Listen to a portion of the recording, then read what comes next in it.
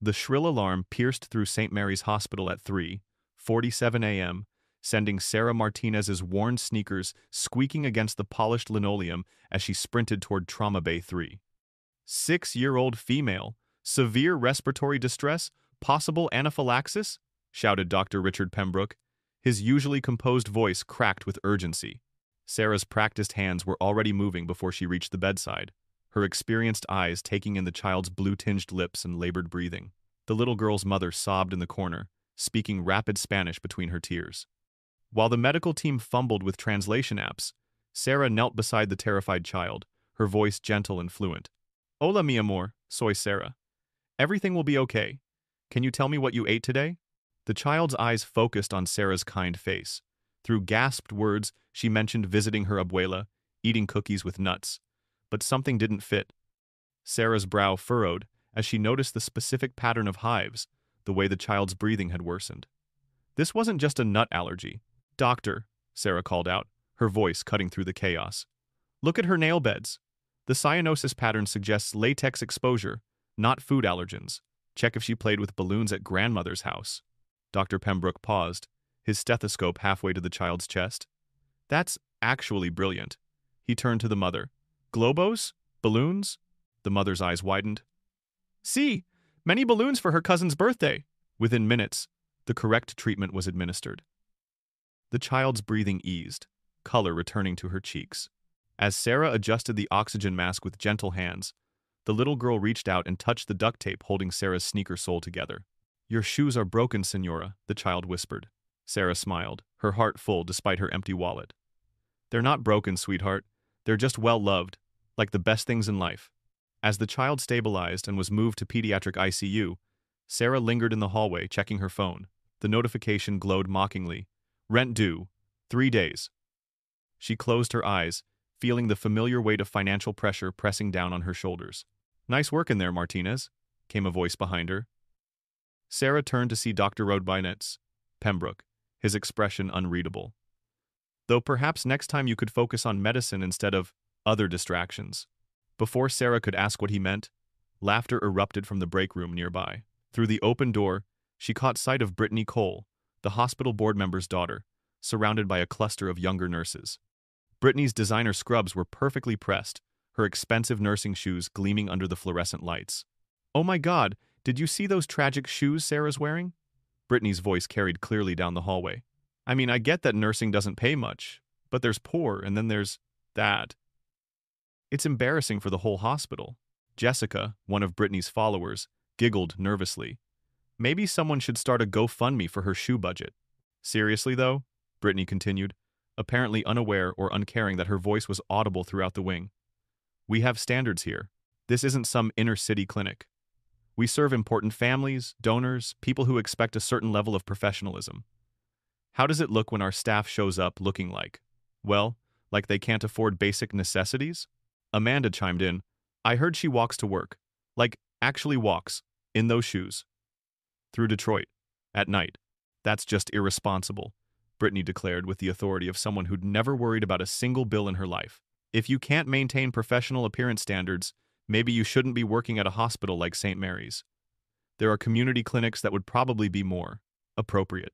Sarah's hands trembled as she gripped her phone. Each word felt like a physical blow, but she'd learned long ago that responding only made things worse. She'd seen too many good nurses pushed out for standing up to Brittany Cole. The girl's mother sat on the hospital board, making her essentially untouchable. What none of them knew, what none of them bothered to learn, was that Sarah's tragic shoes had walked over 10,000 miles in service to others. They'd carried her through 12-hour shifts without complaint, supported her through emergency surgeries that lasted until dawn, and taken her home safely through neighborhoods where decent shoes were often stolen right off your feet. These shoes had been a gift from her husband Antonio before his final deployment to Afghanistan. These will keep you comfortable during those long shifts, mi amor, he'd said, kissing her forehead as he laced them on her feet. Every step you take in them, remember that I'm proud of you for healing people. Now, 3 years after the knock on her door that shattered her world, these shoes were all she had left of his practical love. The duct tape wasn't a sign of poverty, it was armor. Each careful repair was an act of defiance against a world that tried to measure her worth by her possessions instead of her purpose. But as the laughter continued to drift from the break room, mixing with the beeping monitors and hushed conversations of the night shift. Sarah couldn't shake the feeling that her armor was starting to crack. The automatic doors of Sarah's apartment building wheezed shut behind her as she climbed 3 flights of stairs, her keyring jangling softly in the pre-dawn darkness. The building wasn't much. Water stains decorated the ceiling like abstract art, and the carpet had given up any pretense of its original color, but it was home. More importantly, it was what she could afford. As she turned the key in apartment 3B, she was greeted by the familiar sounds of her world. 14-year-old Miguel, practicing guitar quietly in the corner, trying not to wake his siblings, and 10-year-old Sophia's gentle snoring from the couch where she'd fallen asleep doing homework. Baby Carlos, 18 months old, and the light of her life, stirred in his crib, but didn't wake. "Mommy?" Miguel looked up from his guitar, his young face creased with worry that no teenager should carry. "How was work?" Sarah managed a tired smile, hanging her hospital ID on the hook by the door. "Saved a little girl tonight."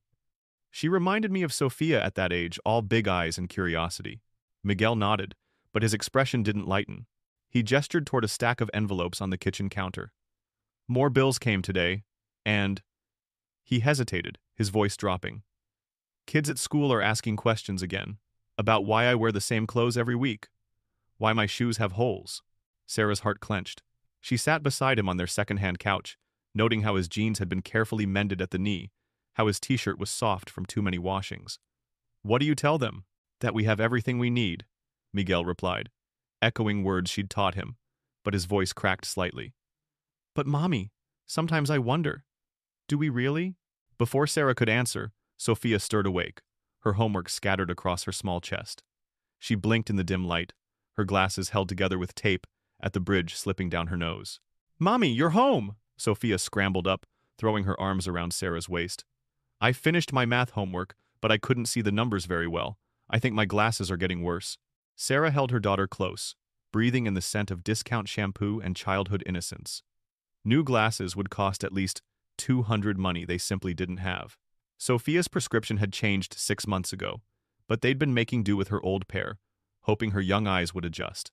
"We'll figure it out, mi amor," Sarah whispered, the same promise she'd made countless times. The apartment told the story of a family making do.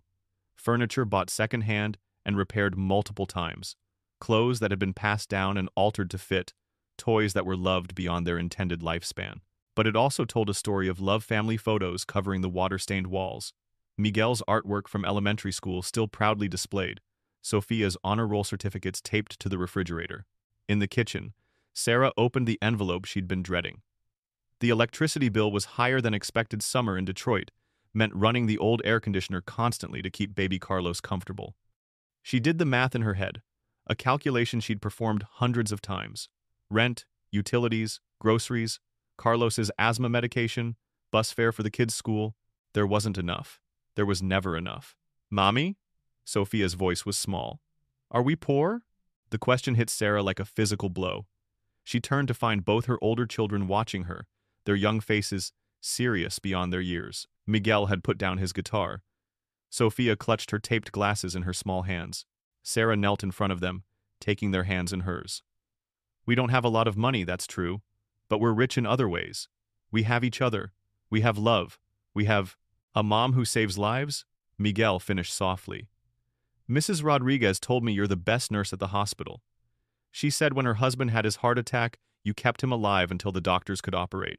Sophia nodded enthusiastically. "And you helped deliver the Vasquez baby when she couldn't get to the hospital in time?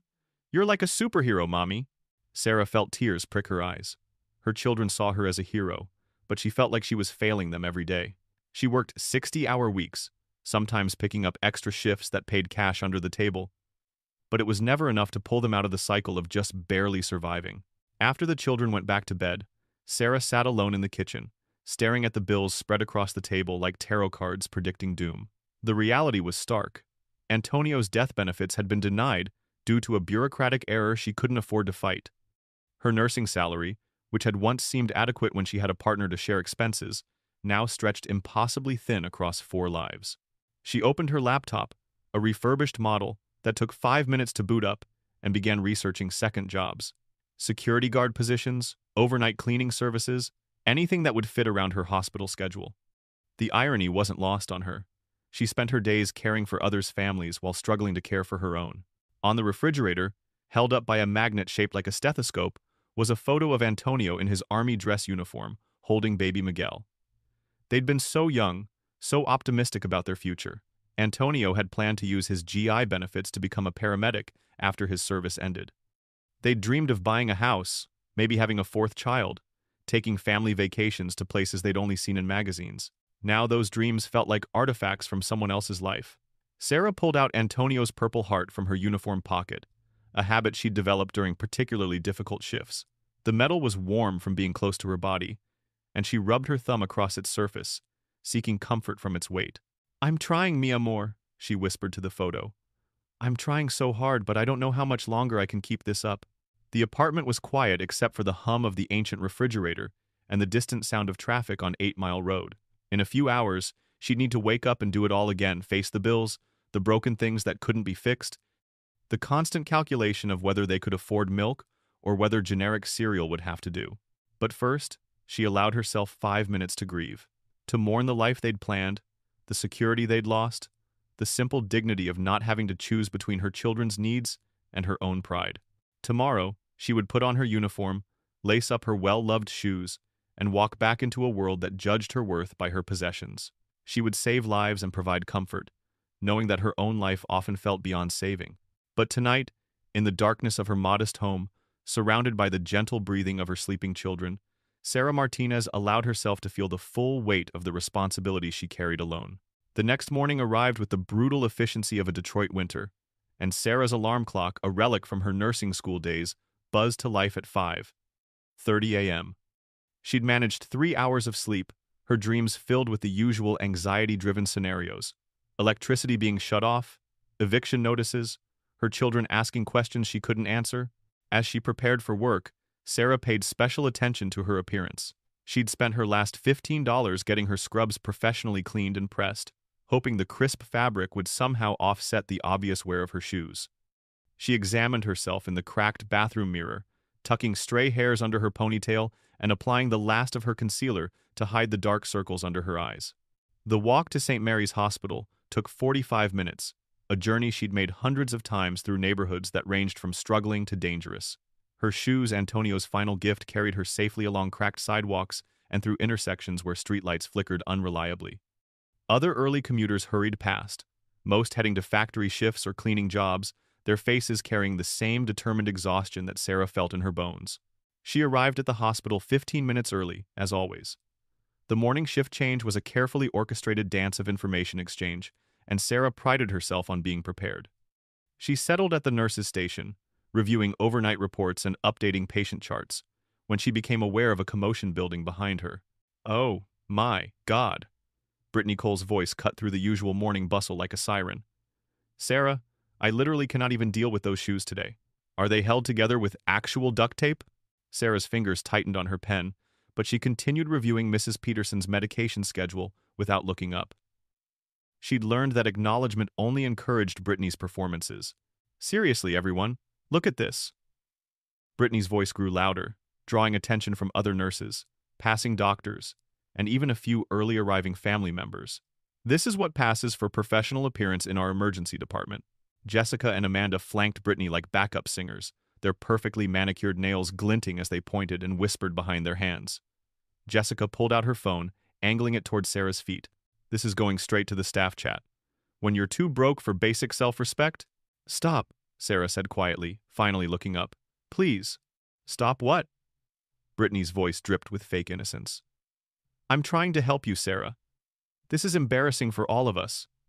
We serve wealthy donors, prominent families. What do you think they'll say when they see our nursing staff looking like they shop at homeless shelters?" Dr. Pembroke chose that moment to walk through the nurse's station, his expensive coffee in hand and his pristine lab coat rustling with authority. He paused, taking in the scene with obvious distaste. "Is there a problem here?" he asked, though his tone suggested he'd already assigned blame. "No problem, Dr. Pembroke," Brittany said sweetly, "just discussing professional standards with Sarah. You know how important hospital image is to patient confidence." Dr. Pembroke's gaze traveled from Brittany's designer shoes to Sarah's patched sneakers. His expression shifted into the familiar look of disappointment that Sarah had come to dread. Martinez, he said coldly. Perhaps we could discuss this privately later. For now, why don't you handle the more behind-the-scenes duties today? Chart reviews, supply inventory, keep you out of public-facing areas until this situation is resolved. The humiliation burned in Sarah's chest. She was being relegated to busy work, hidden away like an embarrassment, despite being one of the most experienced nurses in the department. Dr. Pembroke, she said carefully, I'm scheduled for trauma coverage today. We're already short-staffed and— I think Brittany can handle trauma coverage, he interrupted. She presents a more appropriate image for our patient families. The irony was devastating. Brittany had half Sarah's experience and had never successfully managed a multi-trauma situation without calling for help. But her designer shoes and privileged background apparently outweighed competence. As Dr. Pembroke walked away, Brittany's triumphant smile was radiant. See, Sarah? It's not personal, it's just business. Maybe this will motivate you to invest in some proper work attire. With what money? The words slipped out before Sarah could stop them, her composure finally cracking. The nurse's station fell silent. Even the background hum of monitors and distant conversations seemed to fade as everyone turned to stare at Sarah's moment of vulnerability. Oh, Brittany said, her voice filled with mock sympathy. Oh, sweetie, that's really sad. Are you having financial difficulties? Because there are programs for that. Charity care, assistance funds. You don't have to suffer in silence. Each word was calculated to wound, delivered with the surgical precision of someone who'd never worried about money in her entire privileged life. The other nurses looked uncomfortable, but none spoke up. Sarah could feel their mixture of pity and relief pity for her situation, relief that they weren't the target. I work 3 jobs, Sarah said quietly, her voice barely audible above the hospital's ambient noise. I work more hours than anyone else in this department.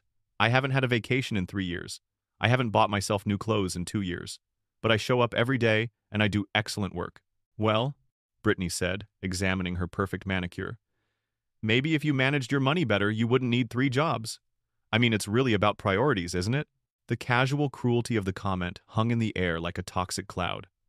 Sarah felt something break inside her chest, not her resolve, but her last remaining faith that her workplace might show her basic human decency.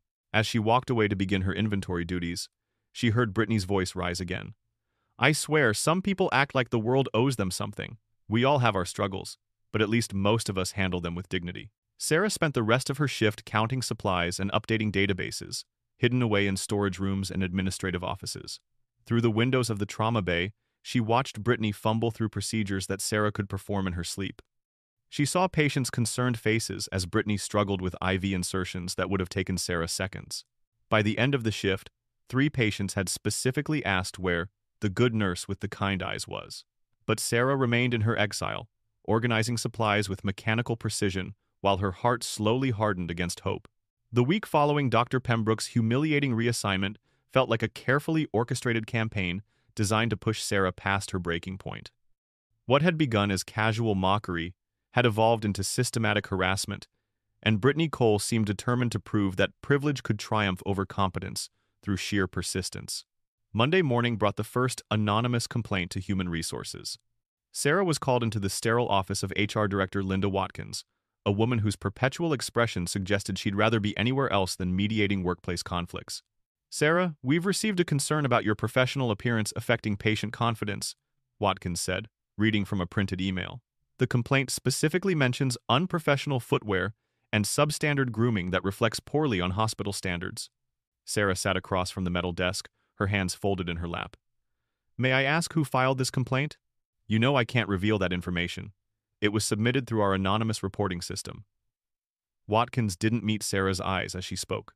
However, I am required to address it formally. My patient satisfaction scores are the highest in the emergency department, Sarah said quietly. I've never received a legitimate complaint about my patient care. This isn't about patient care, Sarah. It's about professional presentation. Our handbook clearly states that all employees must maintain appearance standards that reflect the hospital's reputation. Watkins slid a copy of the employee handbook across the desk, open to a page that had obviously been recently reviewed. Someone had highlighted the section about professional footwear in good repair. I understand the policy, Sarah said. My shoes are clean and functional. They don't pose any safety hazard. But they are visibly damaged, Watkins pointed out. Look, Sarah, I'm going to be honest with you. This complaint came from someone with significant influence in the hospital. My recommendation is that you find a way to address the footwear situation quickly before this becomes a bigger issue. The message was clear.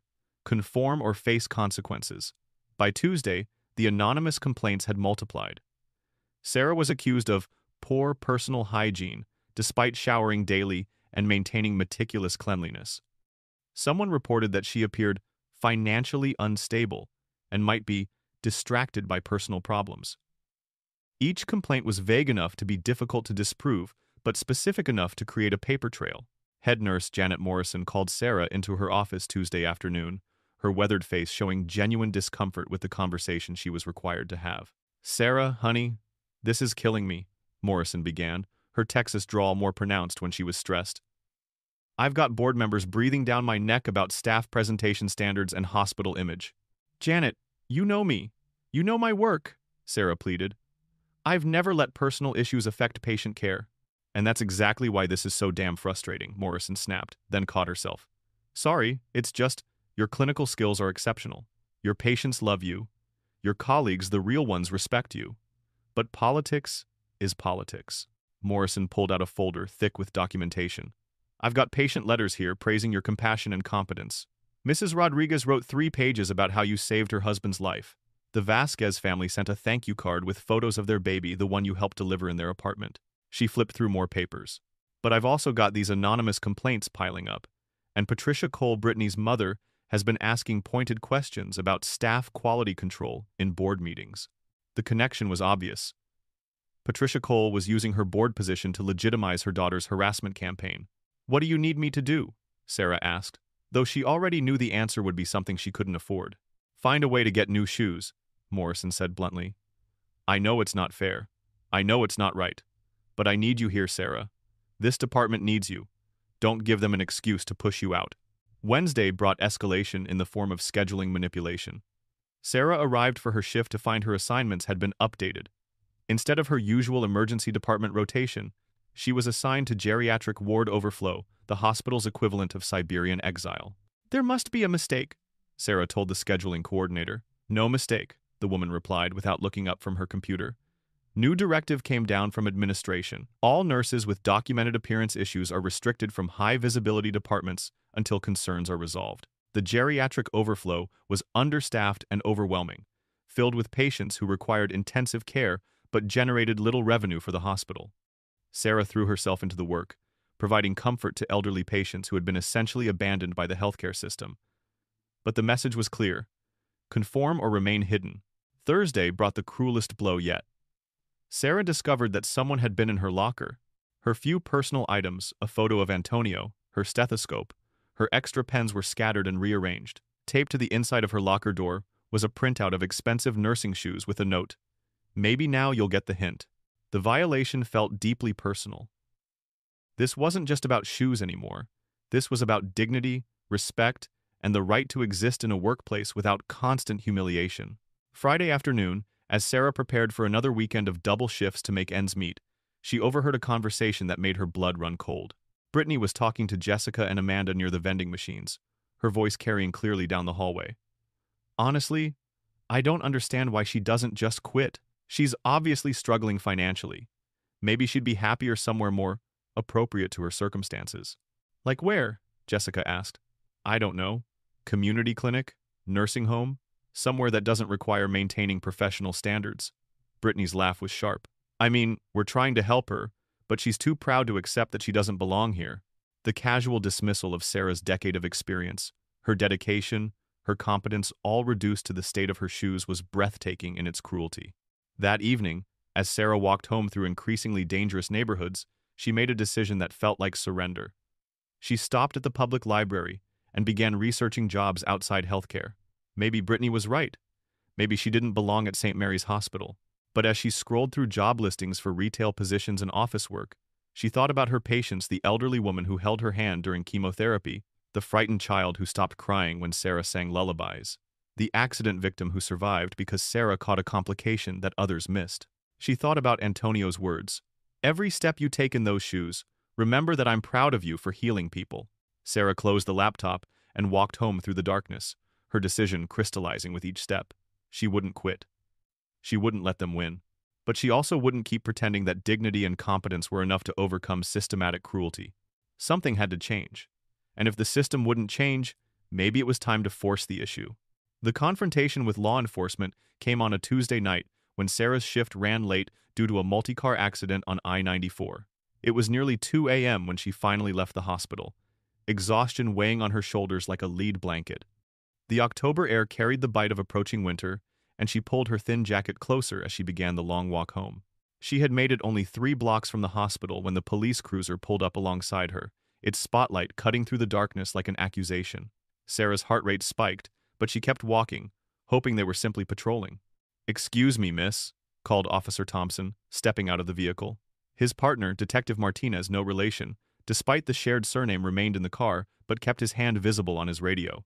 Sarah stopped, turning to face them with her hands clearly visible. Antonio had taught her the rules for interactions with police. Be respectful, keep your hands where they can see them, don't make sudden movements. "Good evening, officers. Is there a problem?" Officer Thompson approached slowly, his flashlight beam trailing from her worn shoes to her hospital ID badge. "We received a call about a suspicious person walking through this area. Someone matching your description." "I'm a nurse at St. Mary's," Sarah said, pointing back toward the hospital complex. "I just finished my shift. I'm walking home." "At 2 a.m.? Detective Martinez had emerged from the car now, his expression skeptical. "You walk home from work at this hour?" "I don't have a car," Sarah replied, hearing the defensive edge creeping into her voice despite her efforts to stay calm. "I walk every day. I live about 2 miles from here." The officers exchanged glances. Thompson consulted a small notepad. "The caller said they saw someone loitering near the hospital parking lot, possibly looking into vehicles. I wasn't loitering. I was walking to the bus stop, then decided to walk home instead to save money." The admission of her financial situation felt like stripping naked in public, but she needed them to understand. "Mind if we see some ID?" Martinez asked, though it wasn't really a question. Sarah reached slowly into her scrub pocket, producing her driver's license and hospital ID. Martinez studied both documents, his expression growing more suspicious as he read her address. "Corktown," he muttered to his partner. "That's a rough neighborhood. You walk through there alone at night?" "It's where I can afford to live," Sarah said quietly.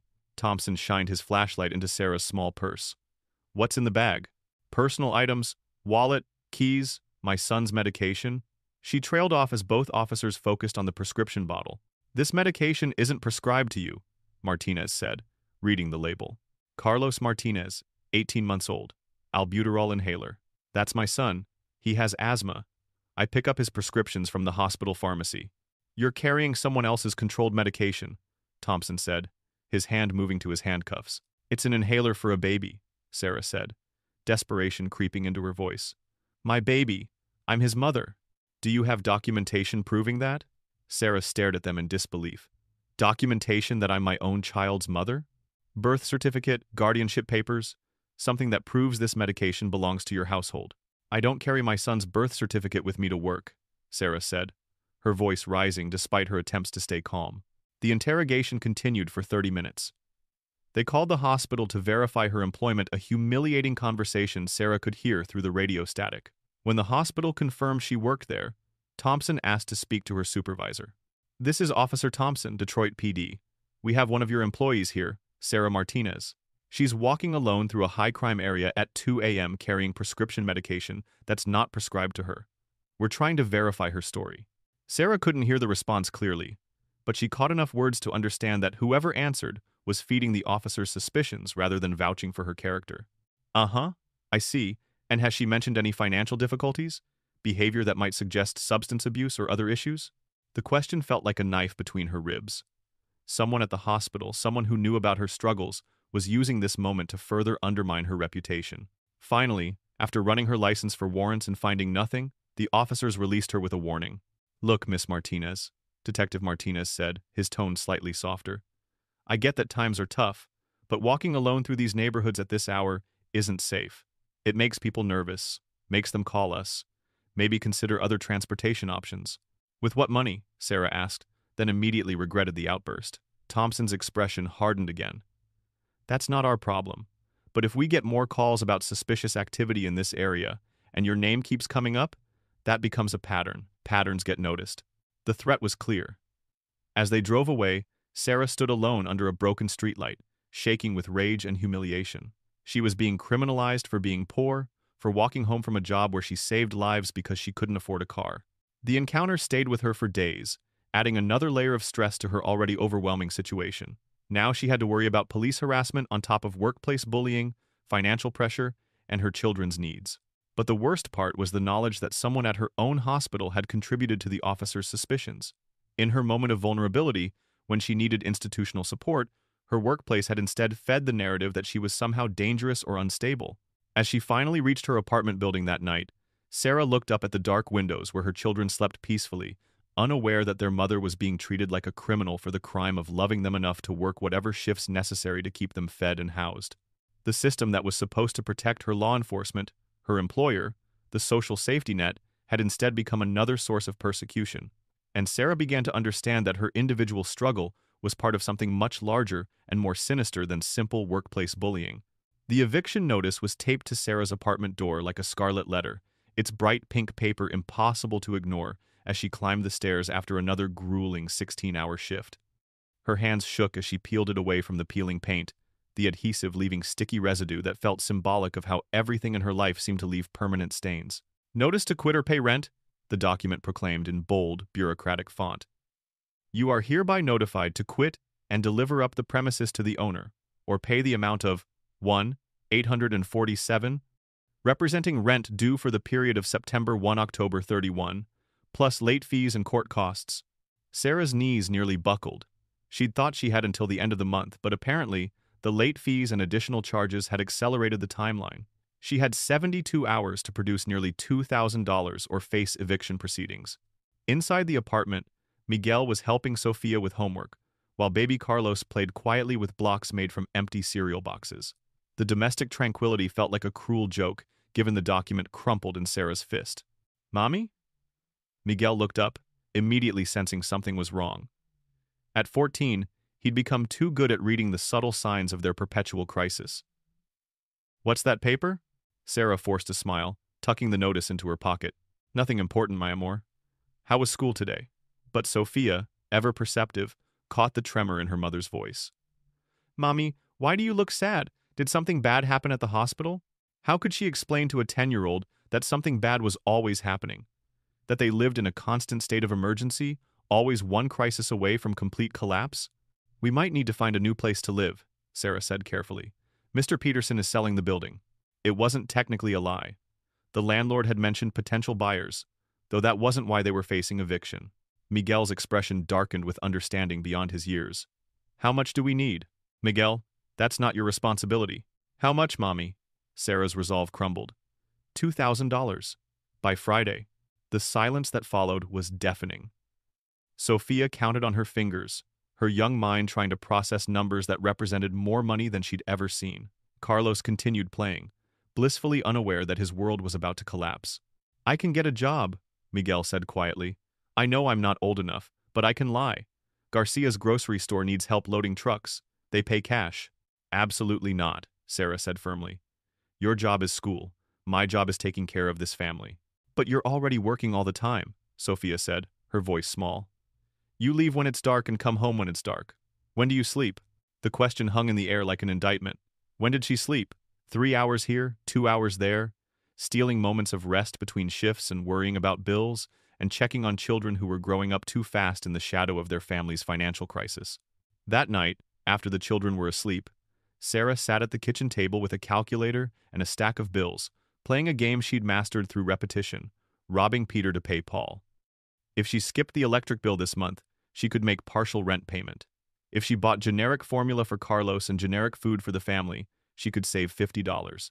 If she walked to work every day instead of occasionally taking the bus, she could save another $40. But even her most creative accounting couldn't produce $2,000. The next morning brought a new crisis. Carlos woke up wheezing, his small chest working hard with each breath. Sarah recognized the signs immediately. His asthma was flaring again, triggered by the stress and dust in their aging apartment building. The pediatrician's office was a familiar battlefield. Dr. Jennifer Walsh was competent and kind, but the healthcare system she represented was designed to bankrupt families like Sarah's. "Carlos needs a nebulizer at home," Dr. Walsh explained, her expression sympathetic but resigned. His asthma is getting worse, probably due to environmental factors. The inhaler isn't sufficient anymore. Sarah did the math in her head. A nebulizer machine would cost $300. The medication cartridges were $60 each and needed to be replaced monthly. Insurance would cover half, leaving her responsible for payments that might as well have been millions. Is there a payment plan? Sarah asked, already knowing the answer. We can work something out, Dr. Walsh said gently. But Sarah, I have to ask, is everything okay at home? Carlo shows signs of chronic stress. Children his age shouldn't be experiencing this level of anxiety. The question felt like another indictment. Was her poverty traumatizing her children? Was her inability to provide stability causing psychological damage? That afternoon, swallowing her pride like broken glass, Sarah made her first visit to St. Augustine's food pantry. The line stretched around the block: working families, elderly people on fixed incomes, single mothers like herself, all united in the shared humiliation of needing help to feed their families. Frank Torres, the maintenance worker from the hospital, spotted her in line. His presence was both a comfort and an embarrassment, proof that she wasn't alone in her struggle, but also that her professional colleagues would see her at her lowest point. Nurse Martinez, Frank said quietly, approaching with his own empty grocery bags. Hard times, huh? Sarah nodded, unable to speak past the lump in her throat. Don't be ashamed, Frank continued. Half the hospital staff qualifies for assistance. Hell, I got 3 kids and my wife's been unemployed for 6 months. We do what we gotta do. The food pantry provided basics: canned goods, pasta, bread that was day-old but still good. Sarah accepted each item with gratitude and shame in equal measure, calculating how many meals she could stretch from the donations. That evening, as her children ate spaghetti with generic sauce while she pretended she wasn't hungry, Sarah made the hardest decision of her life. She began drafting her resignation letter from St. Mary's Hospital. If she couldn't afford to maintain professional appearance standards, if her poverty made her colleagues uncomfortable, if her very presence reminded everyone of how precarious their own situations might be, then perhaps it was time to admit defeat. She could find work as a home health aide, making less money but facing less judgment. She could clean houses, stock shelves, do whatever it took to keep her family together without the daily humiliation of pretending she belonged in a world that clearly didn't want her.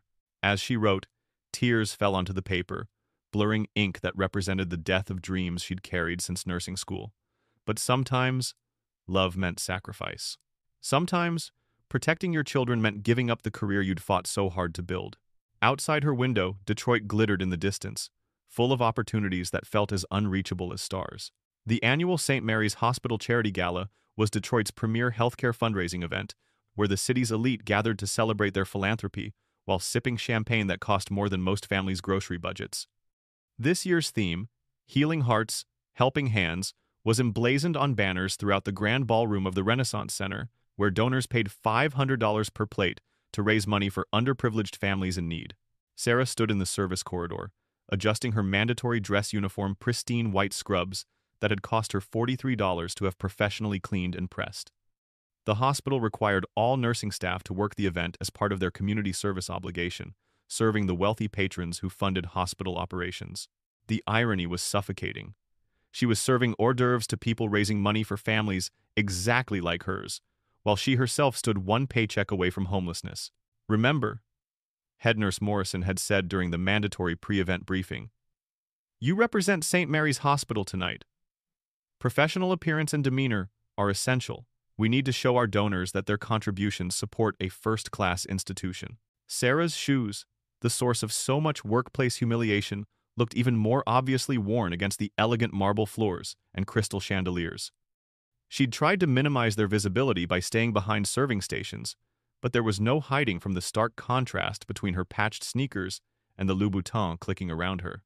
The ballroom buzzed with conversations about stock portfolios, vacation homes, and charitable tax deductions. Sarah moved through the crowd like a ghost, refilling water glasses and clearing plates, while fragments of conversation revealed a world so removed from her reality it felt like science fiction. We're considering a third home in the Hamptons, one woman told her companion. The market is just too good to pass up. Did you see the Johnsons' new yacht? 60 feet of pure luxury. They're taking it to the Mediterranean this summer. Each conversation was a reminder of the vast economic divide that separated her from these people, despite the fact that her work saving lives in the emergency department was arguably more essential than their various business ventures. It was near the silent auction tables that disaster struck.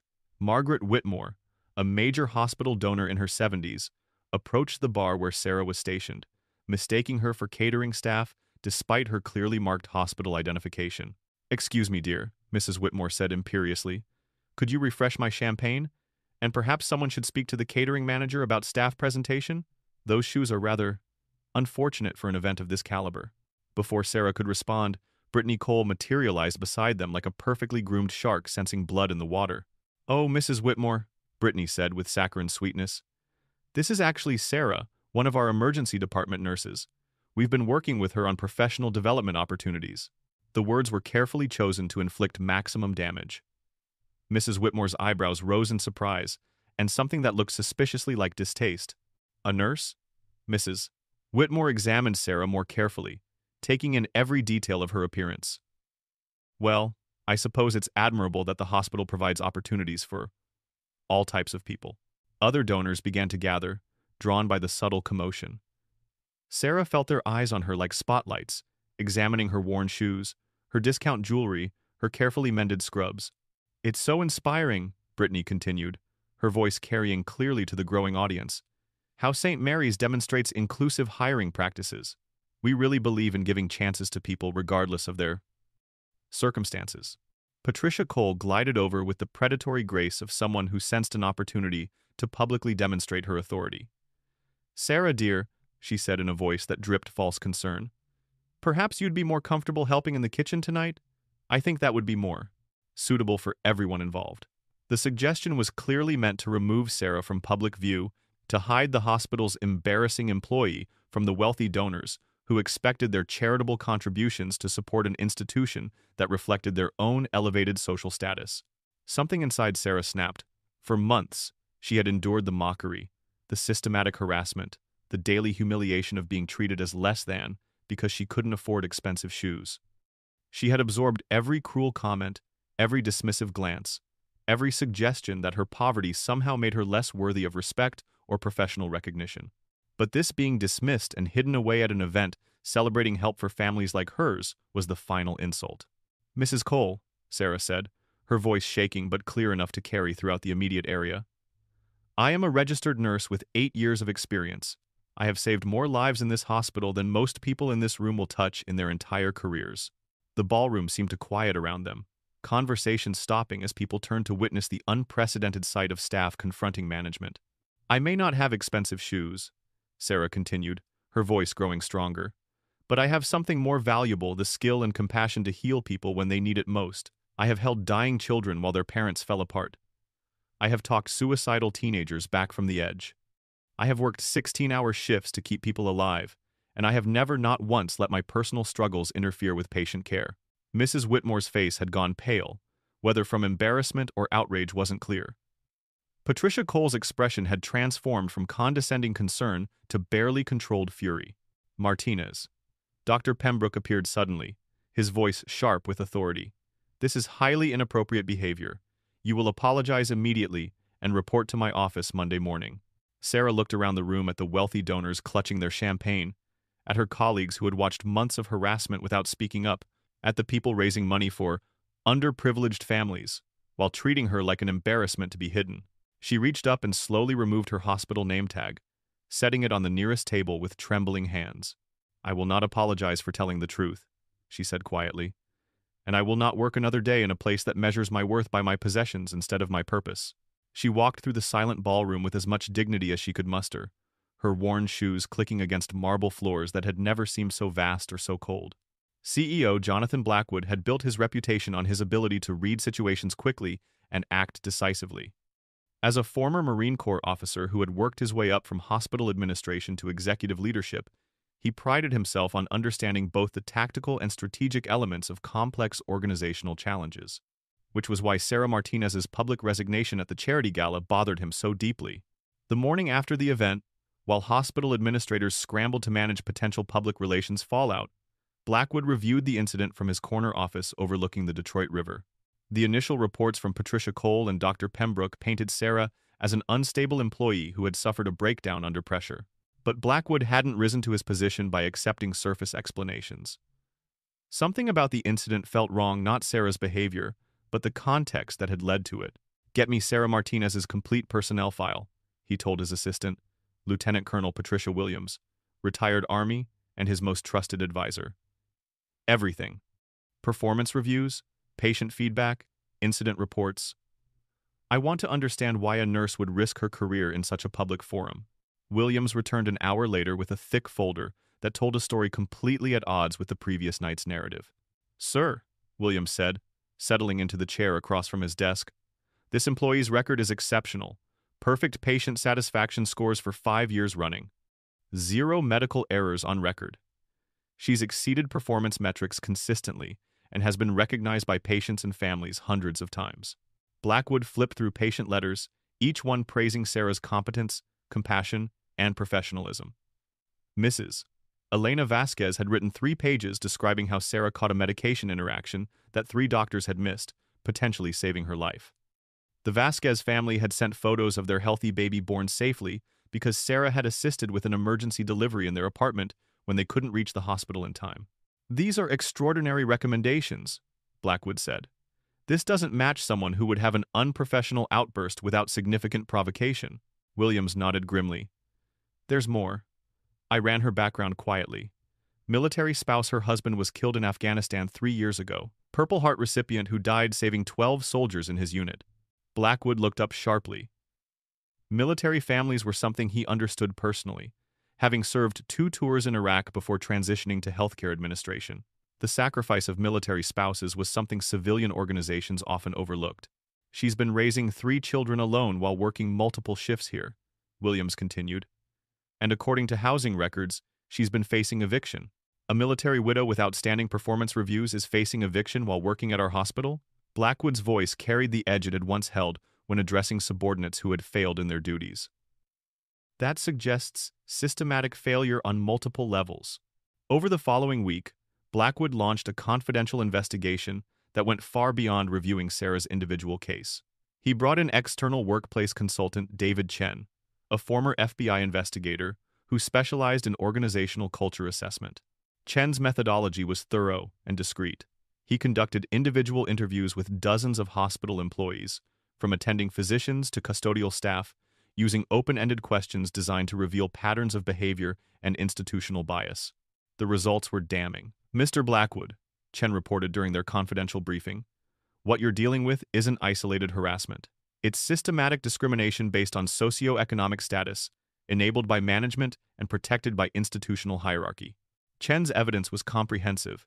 Security footage revealed months of targeted harassment Brittany Cole and her associates deliberately excluding Sarah from communications, making mocking comments within her hearing, and sabotaging her work assignments. More disturbing was the evidence of management complicity. Dr. Part 4. Pembroke consistently assigning Sarah to less visible roles despite her superior qualifications, Morrison being pressured to discipline Sarah for appearance issues while ignoring substantive performance metrics. "The pattern is clear," Chen continued. Ms. Martinez was being systematically pushed toward resignation through a coordinated campaign of professional and personal humiliation. But the investigation revealed problems that extended far beyond one employee's mistreatment. Chen's analysis of hospital-wide employment data showed troubling trends. 23% of hospital staff qualified for food assistance despite full-time employment. Average nursing salaries hadn't kept pace with regional cost of living increases. The highest-performing employees often left for better-paying positions, creating a brain drain that affected patient care quality. "You're not just dealing with workplace harassment," Chen explained. "You're dealing with systematic undervaluation of your most essential workers, creating conditions where competent employees like Sarah Martinez can be targeted for their economic vulnerability." The military connection added another layer of institutional failure. Blackwood's review of veteran employee records revealed that several military spouses and veterans faced similar challenges, often struggling financially despite their skills and dedication. When Williams investigated Sarah's husband's military record, she uncovered bureaucratic failures that bordered on criminal negligence. "Sir, Antonio Martinez's death benefits were improperly denied due to clerical errors in the VA system," Williams reported. "His widow has been entitled to substantial support for 3 years but was never informed of her rights or assisted with the appeals process." A Purple Heart recipient's family has been living in poverty while bureaucrats shuffle paperwork? Blackwood's military background made such failures personally offensive. That's unconscionable. The investigation also revealed the extent of social media harassment. IT Director Susan Park discovered an extensive digital trail showing coordinated mockery and exclusion, including photos taken and shared without consent, discriminatory comments posted in hospital staff groups, and evidence that the harassment had been escalating for months. Legal counsel Michael Bradley's assessment was stark. The hospital faced significant liability for creating and maintaining a hostile work environment, potentially violating multiple federal and state anti-discrimination statutes. But perhaps most troubling was the discovery of institutional bias at the board level. Patricia Cole's influence had extended far beyond protecting her daughter's behavior. She had actively blocked diversity and inclusion initiatives, opposed employee assistance programs, and pushed policies that prioritized hospital image over staff welfare. Mr. Blackwood, Bradley warned, if this situation becomes public without proactive remediation, we're looking at potential lawsuits, regulatory scrutiny, and reputational damage that could affect our accreditation and funding. As Blackwood reviewed the comprehensive evidence, he realized that Sarah Martinez's case represented a crossroads for hospital leadership. They could continue operating a system that allowed systematic discrimination against their most valuable employees, or they could use this crisis as an opportunity for fundamental change. The choice was clear, but implementation would require decisive action against powerful interests within the hospital hierarchy. On Friday afternoon, exactly 1 week after Sarah's public resignation, Blackwood made his decision. He called Patricia Cole and scheduled an emergency board meeting for Monday morning. Dr. Pembroke received a terse message to clear his schedule for a mandatory conference. Most importantly, he instructed Williams to locate Sarah Martinez and arrange a private meeting before any public actions were taken. "Sir," Williams asked, "what's our primary objective here?" Blackwood stood at his office window, looking out at the city where too many essential workers struggled despite their vital contributions to society. "Justice," he said simply, "and fundamental change." Sarah arrived at St. Mary's Hospital at 6 a.m. on Monday morning, carrying an empty cardboard box and wearing civilian clothes for the first time in 5 years.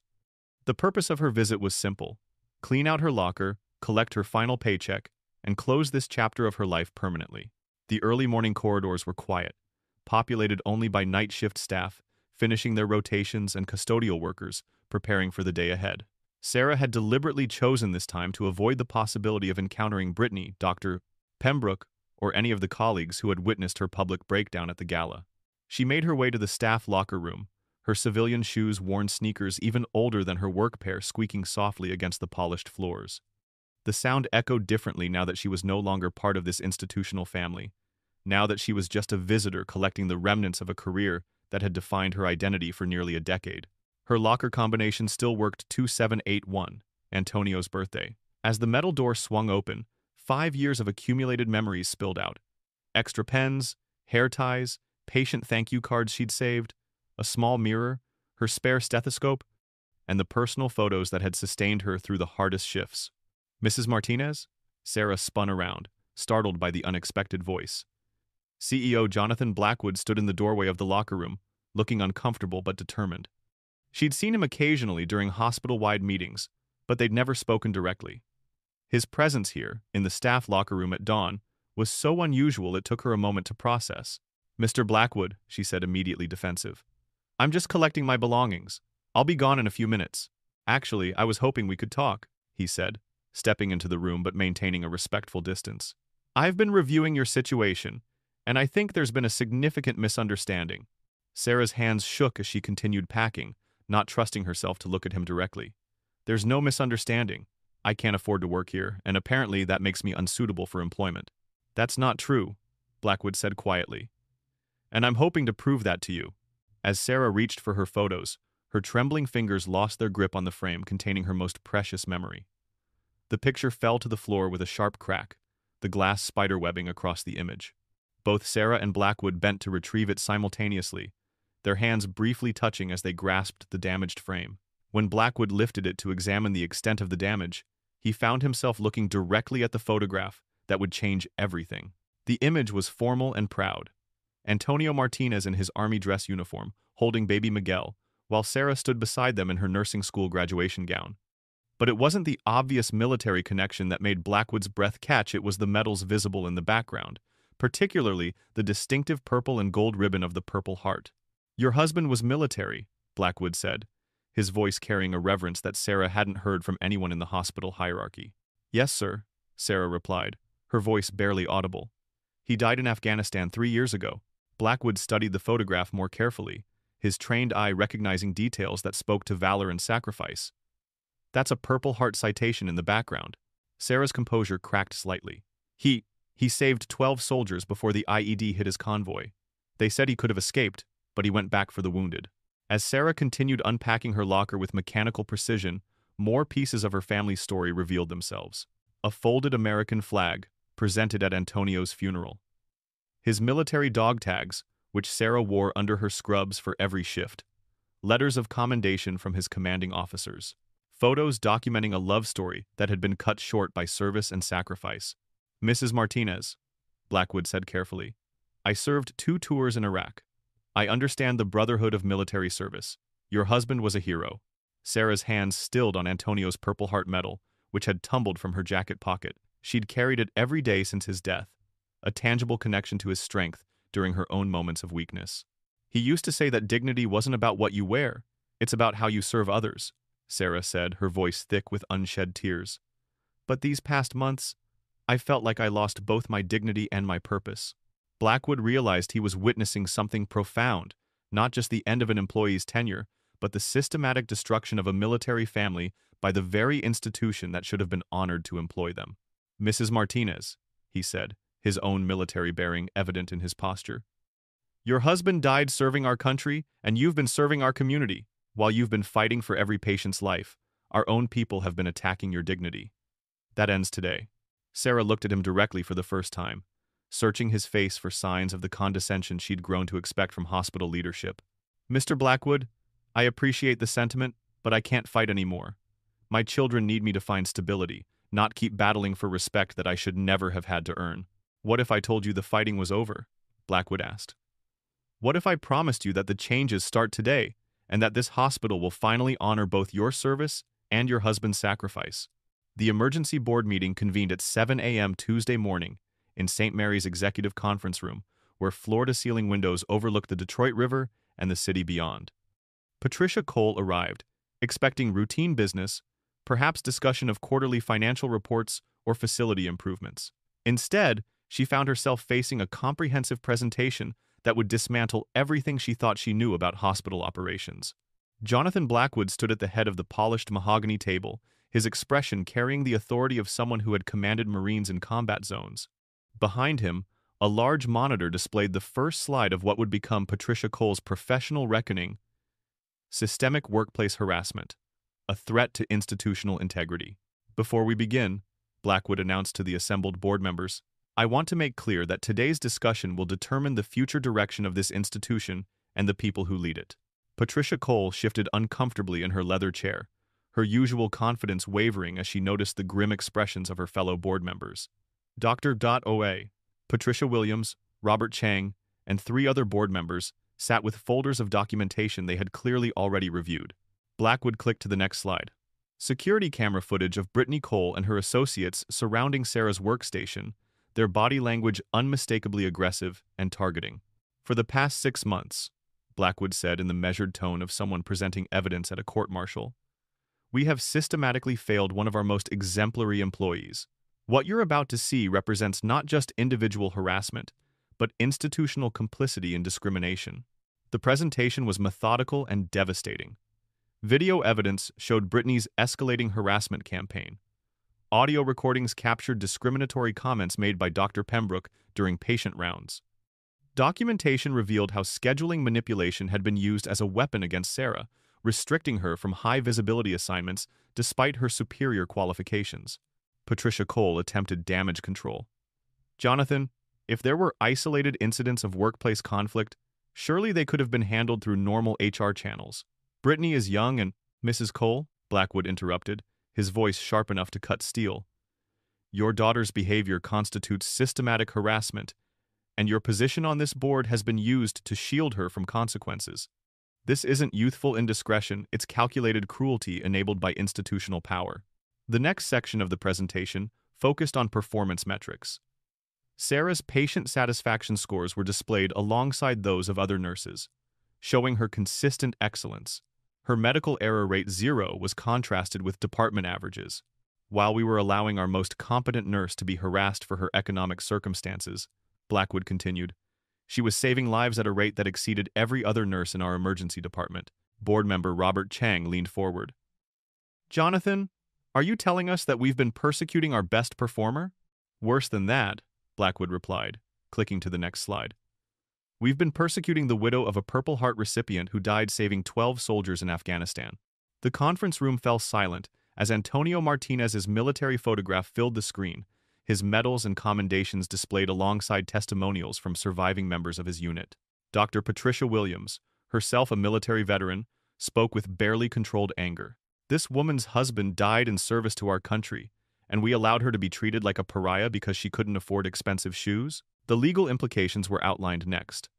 Hospital counsel Michael Bradley presented potential lawsuits, regulatory violations, and reputational damage that could affect accreditation and federal funding. Mrs. Cole, Blackwood said, his tone becoming glacial, your daughter's harassment campaign and your protection of it have created liability that threatens this institution's future. Individual accountability followed swiftly. Within 2 hours, disciplinary actions were announced. Brittany Cole was terminated immediately for creating a hostile work environment, violation of patient confidentiality policies, photographing and sharing images of colleagues, and conduct detrimental to hospital operations. Dr. Pembroke received a formal reprimand, mandatory sensitivity training, and probationary status that would be reviewed quarterly. His discriminatory treatment of staff, based on socioeconomic status, was documented as a performance deficiency. Patricia Cole faced the harshest consequence: removal from all hospital committees and formal review of her board position. Her influence over hospital operations was immediately suspended pending investigation into conflicts of interest related to her family's foundation donations. This is outrageous, Patricia Cole protested, her face flushed with indignation. I have served this hospital for 15 years.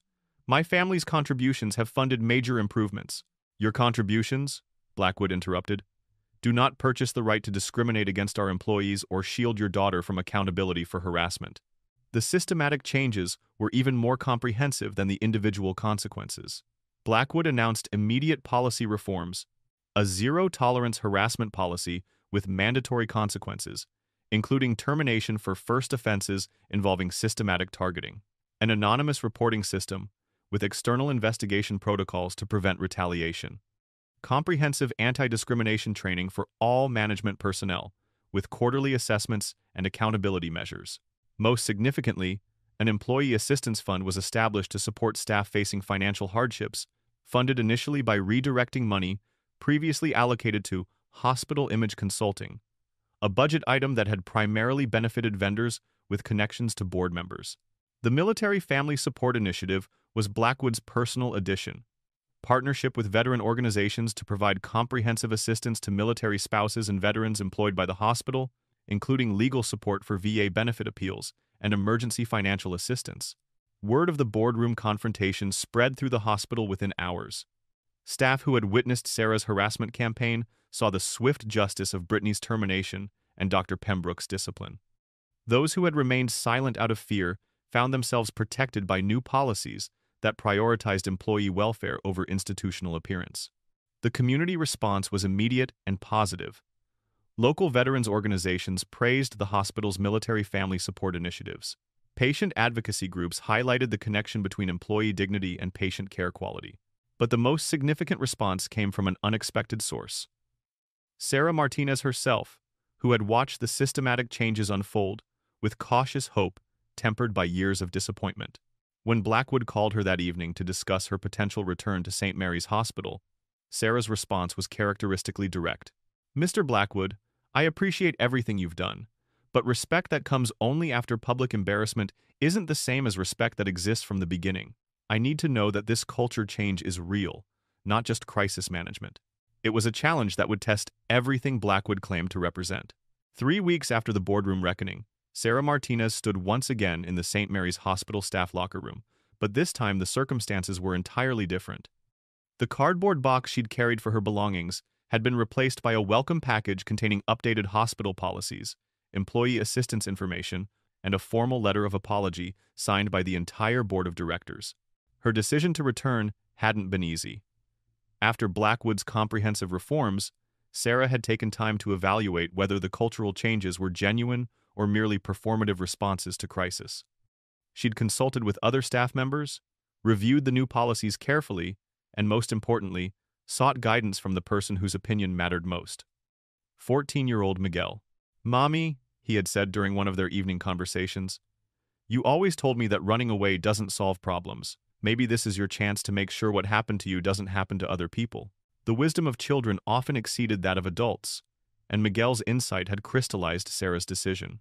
She would return not just for herself, but to ensure that the changes implemented in response to her treatment would become permanent fixtures rather than temporary reforms. Her first shift back was scheduled for a Tuesday morning, and Sarah arrived early as always. But instead of the hostile or indifferent reception she'd grown accustomed to, she was greeted by head nurse Morrison with genuine warmth. "Sarah, honey, welcome back," Morrison said, her Texas accent warm with relief. "I can't tell you how glad I am to see you. This department hasn't been the same without you." The nursing staff gathered informally around the central station, their expressions showing a mixture of embarrassment and admiration. Many had witnessed her harassment without intervening, a failure they seemed eager to address through renewed respect and inclusion. "We should have spoken up," said Maria Gonzalez, the veteran nurse who had been one of Sarah's few allies. "We should have protected you instead of protecting ourselves." Sarah appreciated the acknowledgement, but her focus remained professional. "What matters now is that we create an environment where speaking up becomes natural, not heroic." The morning brought a ceremony that felt surreal after months of humiliation.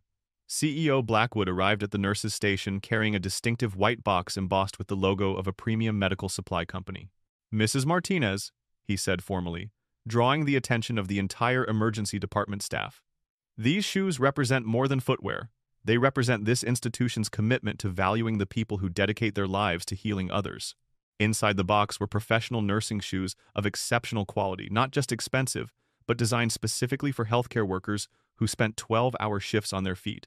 The gesture was symbolic, but Sarah appreciated the practical consideration behind it. "I accept these shoes," Sarah said, her voice carrying clearly through the department. "Not just for myself, but for every healthcare worker who has been made to feel less valuable because of their personal circumstances. We are more than our possessions, we are healers." The real validation, however, came through the systematic changes that had transformed hospital culture. The new harassment reporting system had already been used successfully by other employees facing discrimination. The Employee Assistance Fund had provided emergency support to 3 families facing financial crises. Most importantly, performance evaluations had been restructured to emphasize patient care outcomes over superficial appearance metrics. Dr. Pembroke's mandatory sensitivity training had resulted in a dramatically different approach to staff interaction. His first encounter with Sarah since her return was markedly respectful, even deferential. "Martinez," he said during morning rounds, "I've reviewed your patient care protocols for the geriatric overflow cases you handled before your leave. Your interventions prevented at least 3 potential complications. I'd like you to present those cases at next week's clinical meeting." The request represented a complete reversal from his previous treatment, acknowledging Sarah's clinical expertise rather than dismissing it. More importantly, it demonstrated that individual accountability could produce genuine behavioral change when consistently enforced. The military connection had also brought unexpected benefits. Lieutenant Colonel Patricia Williams had successfully navigated the VA bureaucracy to restore Antonio's death benefits, providing Sarah's family with 3 years of retroactive support and ongoing monthly payments that eliminated their financial crisis. "Mrs. Martinez," Williams had explained during their private meeting, "your husband's sacrifice entitled your family to comprehensive support that was denied through administrative incompetence. We're not just restoring those benefits, we're ensuring they're maximized to honor his service." The financial stability transformed the family's daily reality. Miguel had quit his after-school job and rejoined the soccer team. Sophia received new glasses and began participating in school activities she'd previously missed due to lacking appropriate supplies. Baby Carlos received comprehensive asthma treatment that eliminated his chronic symptoms. Perhaps most significantly, Sarah was promoted to senior emergency department nurse, with increased responsibilities that included mentoring new staff and developing patient care protocols. The role came with a substantial salary increase and recognition that her expertise deserved institutional support rather than institutional harassment. The new position allowed Sarah to implement changes that protected other vulnerable employees. She established peer support networks for single parents, created professional development opportunities that didn't require personal financial investment, and served as an advocate for staff facing personal crises. The Antonio Martinez Memorial Scholarship was another lasting tribute, funded by redirected hospital resources and community donations. The scholarship provided educational assistance to military families and professional development support for healthcare workers from economically disadvantaged backgrounds. 6 months after her return, Sarah received recognition that validated everything she'd endured. The Michigan Nurses Association named her Nurse of the Year, not for overcoming adversity, but for her consistent excellence in patient care and her advocacy for workplace dignity. During the acceptance ceremony, Sarah's speech was brief but powerful. This award represents every healthcare worker who has been judged by their circumstances rather than their compassion. We are defined not by what we own, but by how we serve others in their most vulnerable moments. The applause was sustained and genuine, but the moment that mattered most came later, when a young nursing student approached her afterward. "Miss Martinez," the student said nervously, "I'm starting my first job next month at a hospital across town. I'm worried about fitting in because my family doesn't have much money. Do you have any advice?" Sarah's response came from hard-won wisdom. "Remember that your worth as a nurse isn't measured by your possessions, but by your competence and compassion. Find allies who share your values, speak up for yourself and others, and never let anyone make you feel ashamed for serving others with dignity." 1 year later, the transformation at St. Mary's Hospital had become a model for healthcare institutions across the Midwest. The annual Service and Sacrifice ceremony, renamed from the previous charity gala to honor both community service and military families, drew attendance from hospital administrators, government officials, and patient advocacy groups seeking to understand how systematic cultural change could be implemented successfully. Sarah Martinez stood at the podium in the same grand ballroom where she had experienced her most profound humiliation, but the context had changed entirely. As the recipient of the inaugural Excellence in Compassionate Care Award, she represented not just personal redemption, but institutional transformation that had elevated patient care outcomes across all departments. "This award isn't just mine," Sarah said to the assembled crowd, which included many of the same donors who had witnessed her breakdown the previous year. "It belongs to every healthcare worker who has been judged by their circumstances rather than their compassion, to every employee who has struggled financially while dedicating their lives to healing others." The audience now, including working families, hospital employees at all levels, and community representatives alongside traditional wealthy donors, responded with sustained applause that reflected genuine respect rather than performative charity. The metrics supported the cultural transformation. Employee satisfaction scores had increased by 40%. Patient care quality indicators showed measurable improvement across all departments. Staff turnover had decreased significantly, particularly among the highest-performing nurses who had previously left for institutions that offered better working conditions and more respectful treatment. Most significantly, the Employee Assistance Fund had evolved into a comprehensive support system that addressed the root causes of workplace financial stress. Housing assistance, childcare support, transportation subsidies, and emergency financial aid had eliminated the economic vulnerability that had made employees like Sarah targets for discrimination. The Antonio Martinez Memorial Fund had exceeded all expectations, providing scholarships to 43 military family members and funding professional development for over 100 healthcare workers from economically disadvantaged backgrounds. The fund's success had attracted national attention, leading to partnerships with veteran organizations and healthcare foundations across the country.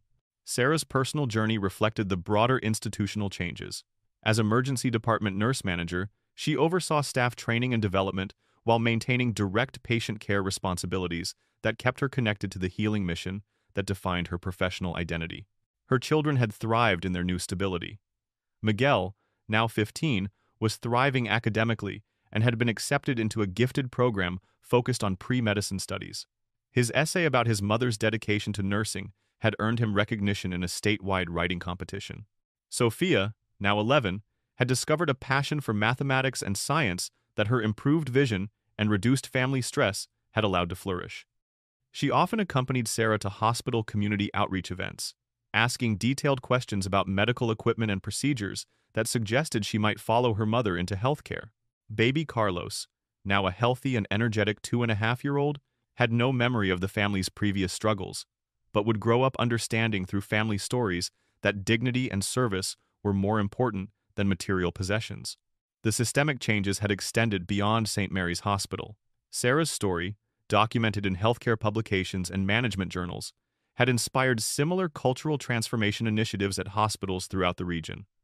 Her consulting work with other institutions had become a secondary career focused on eliminating socioeconomic discrimination in healthcare workplaces. But perhaps the most meaningful change was personal. Sarah kept Antonio's photo prominently displayed in her office, now accompanied by pictures of their children's achievements and community recognition of their family's service. The worn shoes that had caused so much pain were preserved in a shadow box alongside Antonio's military medals, a reminder of the journey from humiliation to honor. The new nursing shoes she wore daily were high quality and comfortable, but she had also kept the original pair as a symbol of resilience and dignity maintained despite systematic attempts to destroy both. The final scene of Sarah's transformation came during orientation for new hospital employees, where her story had become part of the institutional training that emphasized respect for all workers regardless of their economic circumstances. "Remember," Sarah told each new group of healthcare workers, "we are not defined by what we wear or where we come from. We are defined by how we care for others when they are most vulnerable. If you focus on competence, compassion, and dedication to healing, everything else will follow." The promise represented more than individual success. It embodied systematic change that protected future employees from the discrimination Sarah had endured while creating conditions where excellence could flourish regardless of economic background. As Sarah walked through the hospital corridors each day, she carried herself with the confidence of someone who had not only survived institutional cruelty, but had transformed it into institutional justice. Her journey from mockery to leadership proved that dignity, competence, and moral courage could triumph over prejudice and systematic discrimination. The worn shoes had carried her through the darkness. The new shoes would carry her toward a future where no healthcare worker would face such humiliation again.